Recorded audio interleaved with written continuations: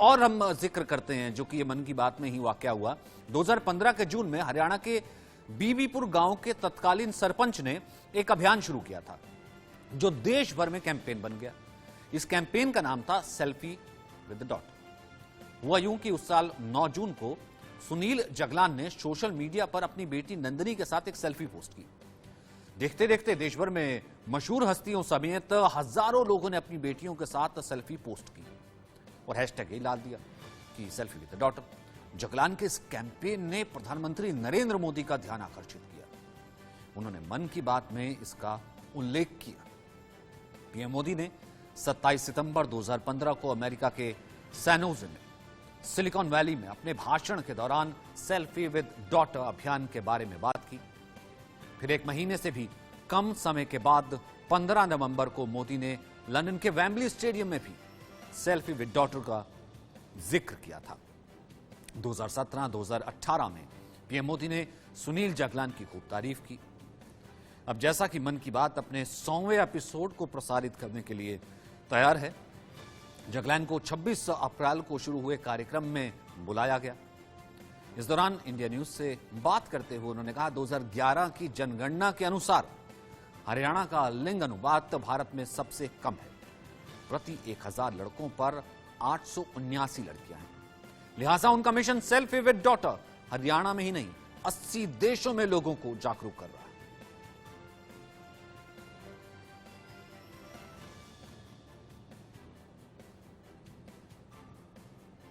जगलान जी, उन्होंने एक बहुत बड़ा मजेदार इनिशिएटिव लिया।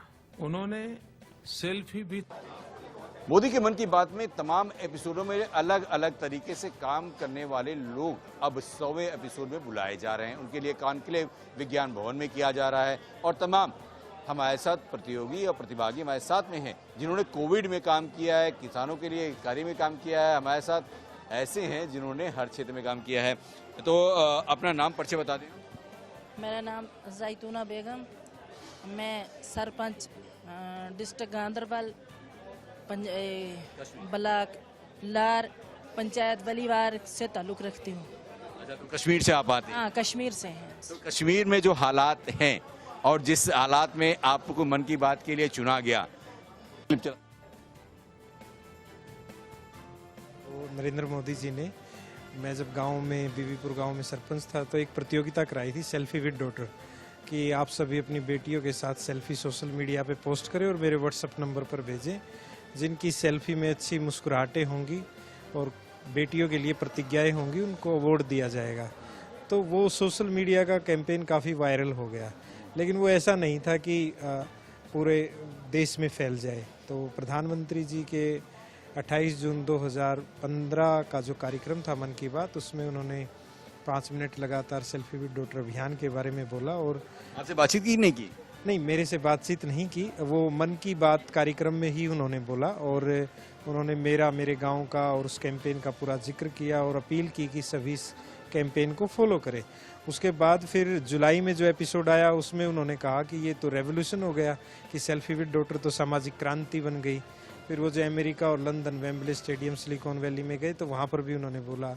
फिर लगातार हर साल एक आध बार सेल्फी विद डॉटर के बारे में बोलते रहे और ये कैंपेन जो है देश की दहलीज लांघकर 80 से ज़्यादा देशों में पहुंच चुका है।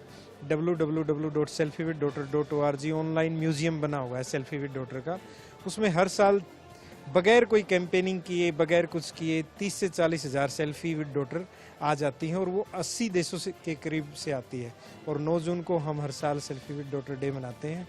तो फिर जब आपका आया तो आपको कैसा लगा? क्या लोगों ने संपर्क किया मन की बात के बाद से, या फिर पहले से संपर्क करना चाह रहे थे लोग, जुड़ पा रहे थे, या मन की बात से बात कितनी बार लोग जुड़े? मन की बात के बाद तो ऐसा हुआ कि हमारा जो एक टैबलेट था उसमें उसका नंबर दिया हुआ था हमने कि हमारे इस नंबर पर वो भेजिए, आप सेल्फी विद डॉटर भेजिए।